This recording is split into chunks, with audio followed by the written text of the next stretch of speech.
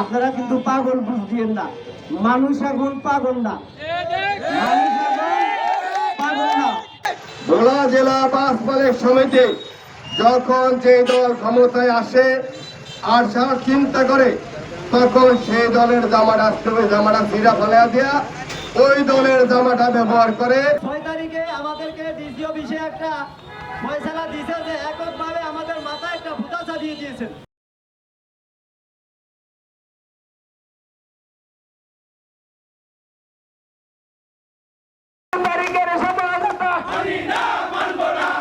শ্রমিকের উপর অত্যাচার আমাদের দাবি 6 তারিখের সমঝোতা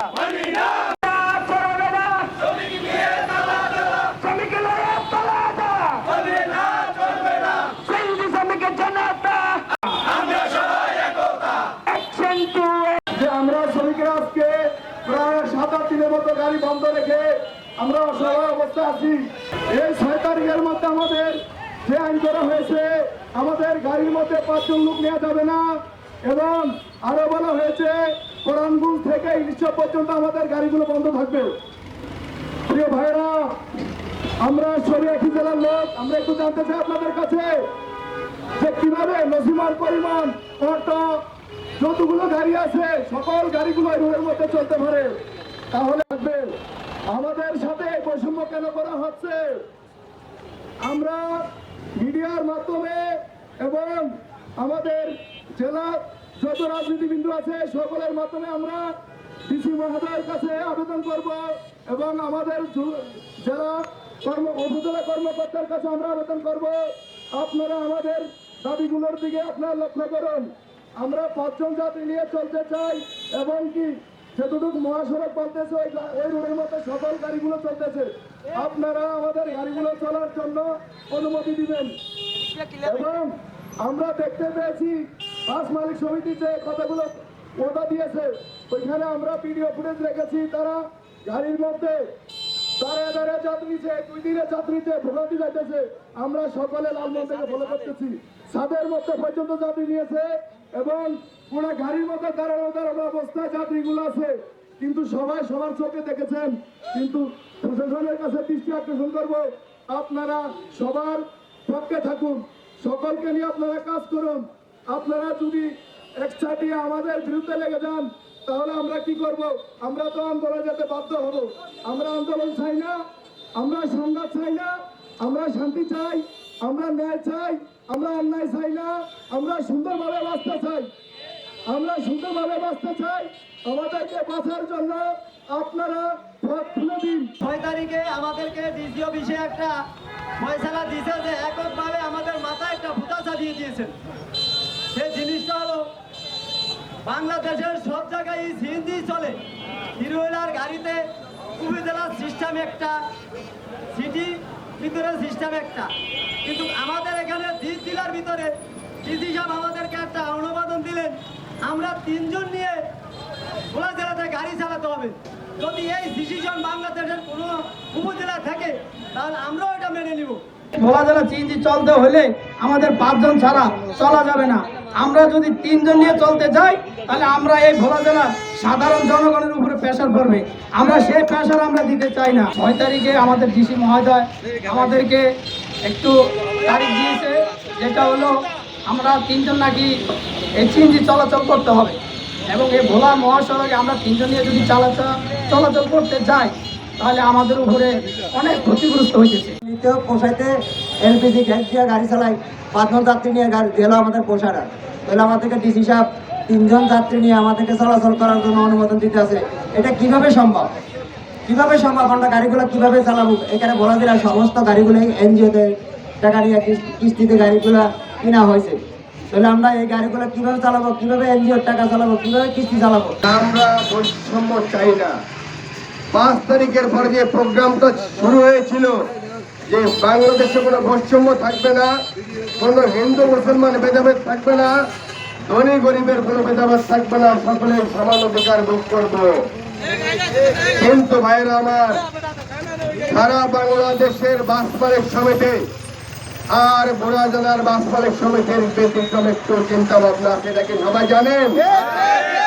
ভোলা জেলা বাস মালিক সমিতি যখন যে দল ক্ষমতায় আসে আর যারা চিন্তা করে তখন সেই দলের জামাটা সিরা ফেলা দেয়া ওই দলের জামাটা ব্যবহার করে সাধারণ মানুষের উপরে স্টিমুলার চলে দেয়।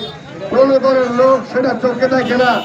আজকের এই ঘটনা তো আজকেই শেষ না এবং আজকেই শুরু না, আজ থেকে প্রায় 5-7 বছর যাবৎ এই ভোলা জেলা সিএনজি মালিক শ্রমিক এবং অটো ড্রাইভারদের উপরে মাইক্রো ড্রাইভারদের উপরে ভোলা জেলার বাস মালিক সমিতি বিভিন্ন সময় বিভিন্ন ভাবে বিভিন্ন জায়গায় আঘাতপ্রাপ্ত করেছে। এটা কি তখন প্রশাসনের চোখে দৃষ্টি আকর্ষণ হয় নাই?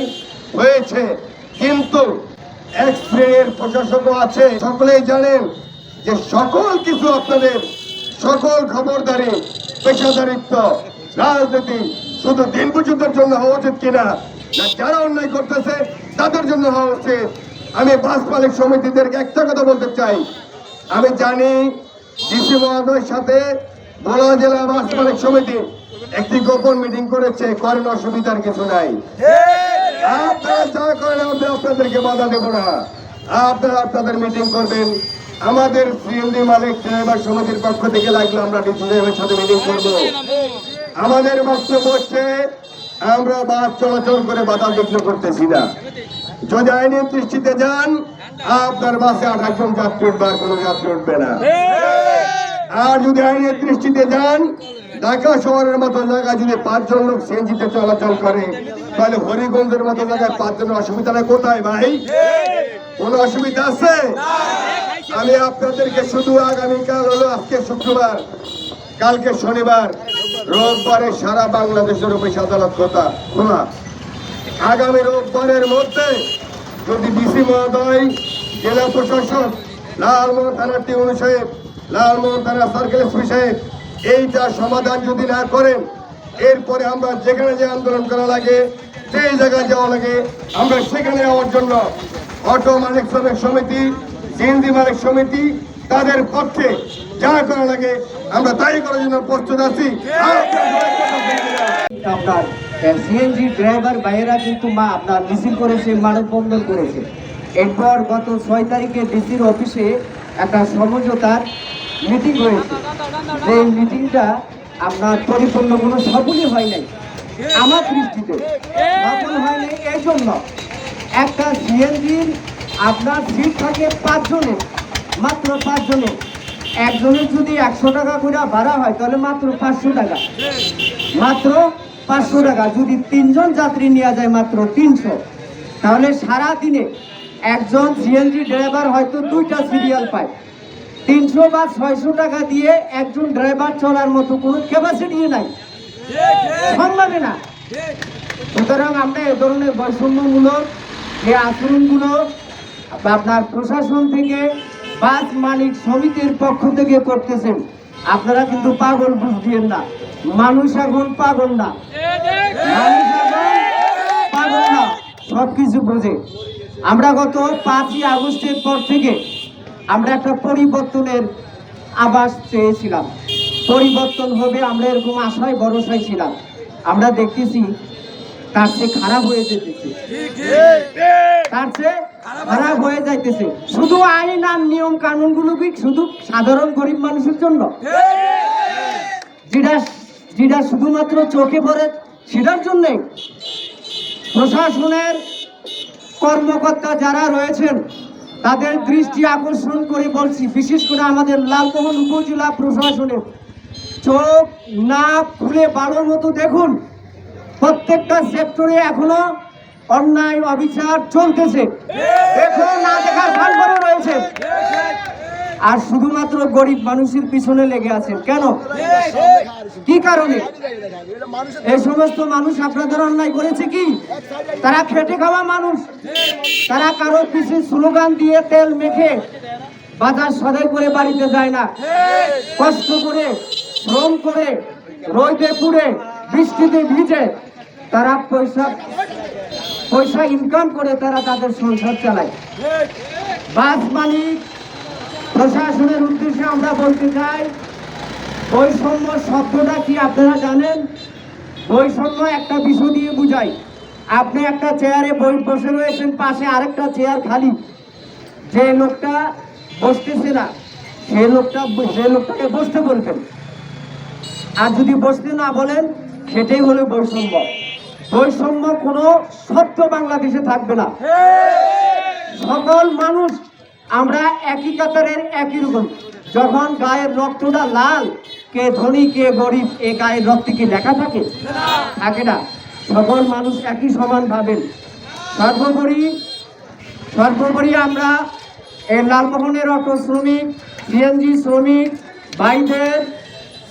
ভাইদের পক্ষ থেকে আপনাদের দৃষ্টি আকর্ষণ করে বলছি, দয়া করে গরিব সাধারণ মানুষের উপর অন্যায় অবিচার অত্যাচার করবেন না। একটু চোখ খুলে দেখেন কি ঘটনা ঘটে গেছে শুধু মানুষের উপর অন্যায় অবিচার অত্যাচার করার কারণে। অন্যায় অবিচার অত্যাচার করবেন, যার ইঙ্গিতে হোক না কেন, তার পরিণাম এরকম ভয়াবহ হবে। এই সিএনজি শ্রমিক এবং মালিক সমিতি আজকে কয়েকদিন পর্যন্ত আন্দোলন করে যাচ্ছে। আমরা লক্ষ্য করতে পেরেছি, সচেতন রাজনীতিবিদ হিসাবে আমরা তাদের সাথে যোগাযোগ রেখেছি এবং আমরা যে বৈষম্যের জন্য এই শ্রমিকরা, এদেশের খেটে খাওয়া মানুষ, দিনমজুর সবাই এই বৈষম্যের জন্য আন্দোলন করেছে। এখনো যদি এই বৈষম্য এই ভোলাতে চলে তাহলে আবার দুর্বার একটি আন্দোলন সৃষ্টি হবে। জেলা ভোলাতে যদি বাস চলতে পারে, সিএনজি চলতে পারবে না কেন? আর জেলা যে 3 জনের নির্দেশনা দেওয়া হয়েছে যে গ্রামে একটা গ্রাম গাড়িতে আপনি ঢাকা যান, চট্টগ্রাম যান, নোয়াখালী যান, সিলেট যান, কুমিল্লা যান, যেখানে যান 3 জন করে কোথাও টানতে দেখিনি আমরা। এই গ্রাম গাড়িতে 5 জন করে যাত্রী নেয় তারা। আর আমাদের এই দ্বীপ আমরা কেন পারবো না? আমাদের ভোলাতে জন্ম, আমরা ভোলারই কিছু সন্তান, আমরা ভোলাতে থেকে গেলে আমরা বাস মালিকের হাতে নির্যাতিত হব। এবং আজ থেকে আরো 4 থেকে 5 বছর থেকে আমরা এই ভোলাতে সিএনজি চালাই, কিন্তু আমরা পথে পথে সমস্ত জায়গায় প্রতি মোড়ে বাস মালিকের হাতে নির্যাতিত হয়েছি।